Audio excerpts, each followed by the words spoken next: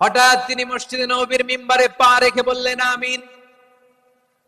দ্বিতীয় ধাপে পা রেখে বললেন আমিন, তৃতীয় ধাপে পা রেখে বললেন আমিন। সাহাবারা অবাক হয়ে বললেন, ইয়া রাসূলুল্লাহ, ইয়া হাবিবাল্লাহ, তিনবার শুধু আমিন আমিন পড়লেন, কেন পড়লেন আমরা কিছু জানি না, আমাদেরকে জানিয়ে দেন কেন আপনি তিনবার আমিন বললেন। রাহমাতাল লিল আলামিন আল্লাহর হাবিব বললেন, ও আমার প্রাণের সাহাবীরা, আমি যখন মসজিদে নববীর মিম্বারের প্রথম ধাপে পা রেখেছি, সাইয়েদনা জিবরিল এসে আমাকে বলেছে, ও নবী, আপনার নাম শুনে যে ব্যক্তি আপনার উপর দুরূদ পড়ে না তার ধ্বংস। আপনি বলেন আমিন। আমি বলেছি আমিন।